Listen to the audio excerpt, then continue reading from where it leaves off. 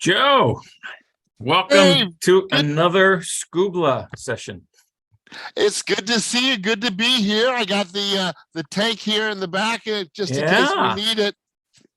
I know that we've seen a little bit of activity. I know I posted something on the community session. I was thinking about this the other day because there's a lot of talk about inflation, a lot of talk about recession possibilities and stuff like that. And that got me thinking. So I put something up there, and I hope some of the other members of the community will respond to it. But it also got me thinking about this whole area of communication within business between the members of the company, internal to the company, communication external, and stuff like that. And I know we've talked about this sort of thing before, and we got a whole bunch of stuff on brainSHARE.online.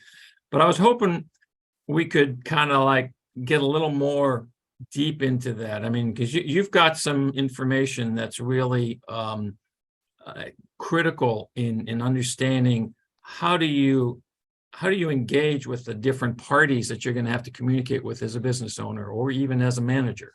Well, as a manager, internally and externally.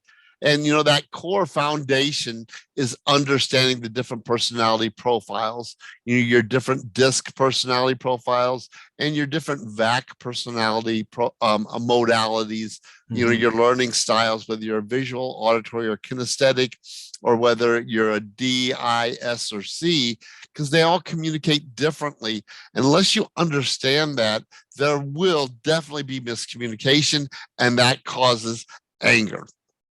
Got it. So could you, for my benefit, for no one else's, the initials DIS and C have a specific, I mean, it's an initial for a longer word, right? Yeah. So D, I like to call it driver. They're outgoing, task-oriented, get stuff done, get out of my way. They really don't care who they piss off. They just want to get stuff done. Okay. And then the I is the influencer, which is outgoing people person. You're kind of your typical salesperson. They love to have fun. They like to communicate. They like to ramble on and get things up, but very creative and great problem solvers. Okay. And then your high S's are steady. They're people person and reserved. So these are don't rock the boat. Don't change. I don't like change. You just keep going, nice and steady the way things are. So, traditionally I like to put my customer service in that space, HR in that space. They like to very family oriented. And then your high C's are your calculating, reserved, task oriented. These are your engineers, your accountants. It's got to be, it's either right or wrong. There is no gray area. It's, very focused on here's exactly what it means. Okay. These ones, they don't like making decisions. They like, here's the data, but they don't want to be wrong. So they'll overanalyze.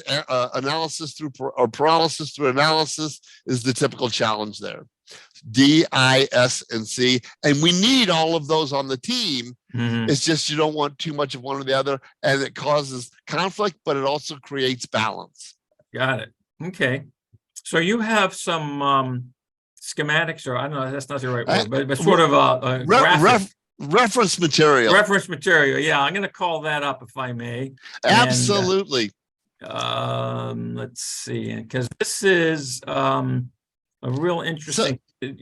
Go ahead, explain what you got here. So this is kind of how to identify your D, I, S, and C. I talked about outgoing or reserved, people and task, but you could also talk, kind of identify them or identify.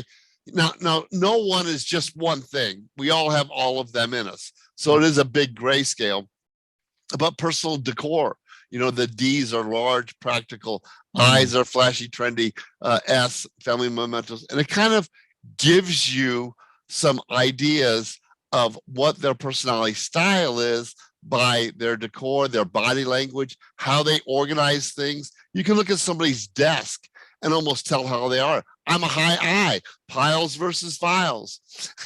Right. Well, that's an interesting the way you just mentioned it, looking at their environment. So from as a sales representative, as a business leader, if you're going in to meet at another company's place of business, you can, what you're saying is there are visual cues that will help you get a sense of how you should approach the conversation. Yes, not only externally in a sales environment, but internally. Yeah, right. Okay, so let's say you've got a high C organization wise. These guys like their files, they like everything organized. Now, a high I is not going to be like that. Right. And you can't, trying to make a high I a high C doesn't work. Right. The piles work for them. Got it.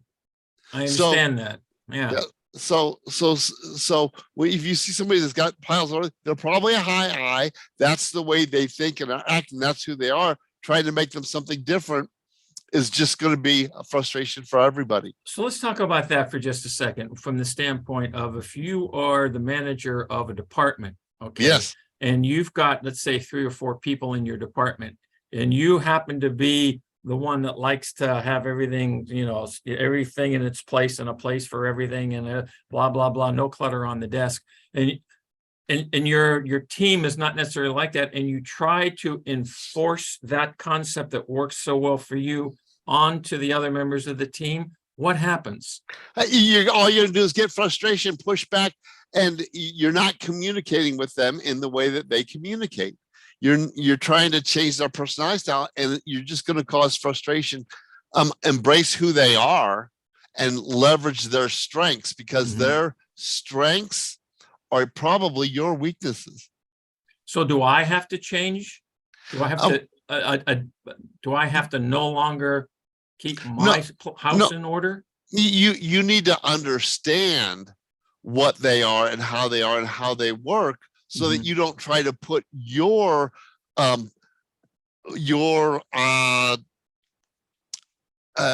ethics, I'm going to call it, but that's not the right word, but your modalities, the way you do things, onto them, because it's not going to work.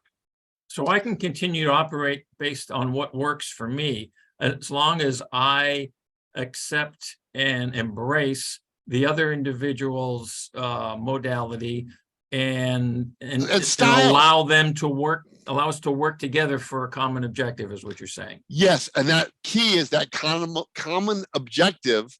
And then as long as you're driving towards that, you can leverage the diversity, because this is diversity. Got it. The different personalities is diversity, and that's what brings the power. Let's just look at the energizers. A high C likes solitude, thinking, activities, very, whereas the high I's, social activity, interaction. That's two very different things. Right. Yeah. And can they clash? Yes, but can they also help bring everybody together and driving it when you understand these different personality traits or personality styles? Got it. Okay, so there's another slide that you had some information on. Did you want to go to that? Yeah, go to that one, because that one to me is really, really cool. Let's see if I can get there. There we go.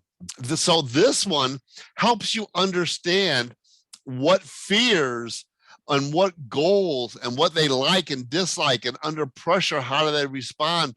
And as a buyer, how do they make decisions? Okay. Because they're very, very different. I'm going to give you an example of a high D.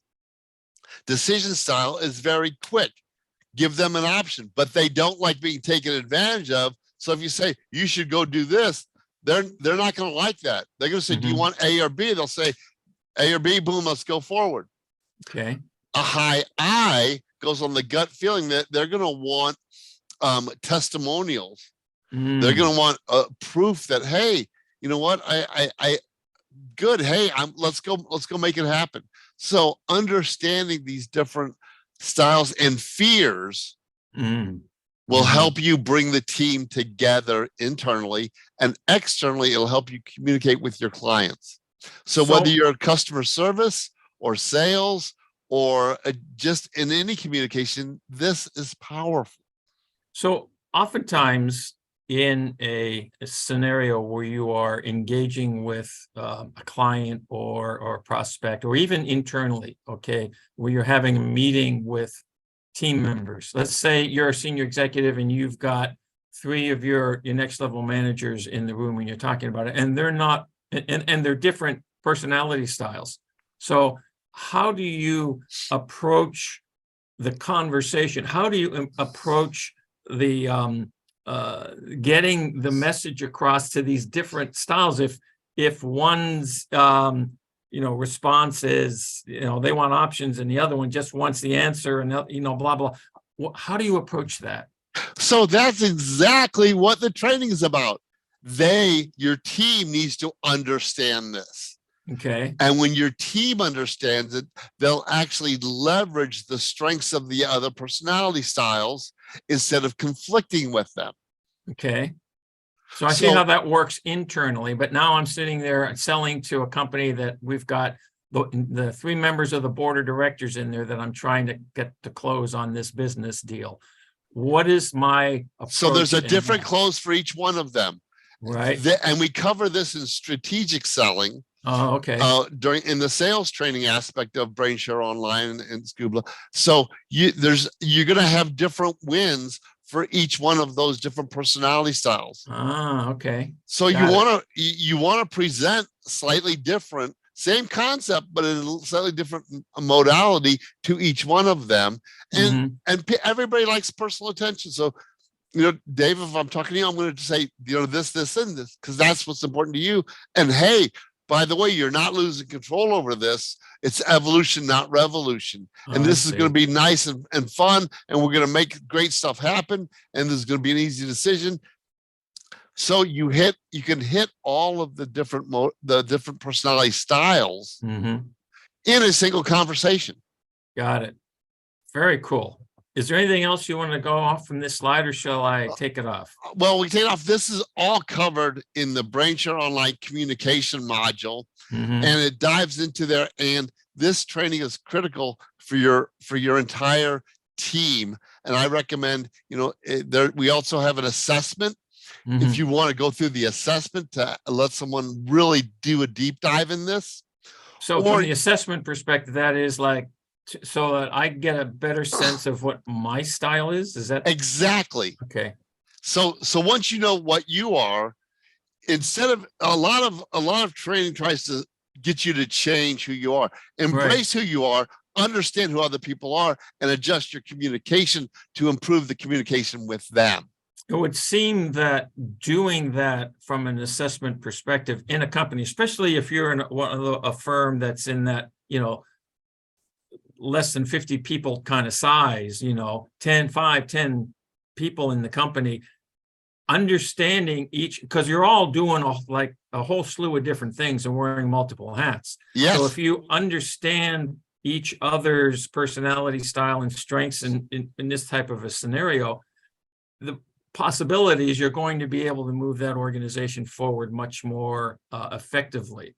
Much more effectively, and it builds trust, because it builds trust. The different modalities don't necessarily trust certain things. Yeah, right. And as in the 5 dysfunctions of a team, that foundation of building a team is trust. Got it.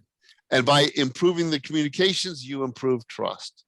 So it would make sense that you should consider, a business owner should consider the possibility of having each of their team members take the assessment, and then each of their team members take the communication skills training, and then have their sales guys dive more deeply into the strategic selling component, because they're the ones who are going to be sitting in front of 1, 2, or 25 people to close the deal. That's right. Very cool. Joe, thank you. This has been really quite a deep dive that I think is really important. So, but I think we need to move on now. So is there anything else you wanted to say before we close this off? Communication is the key. It's not what you say, it's how you say it to what kind of style.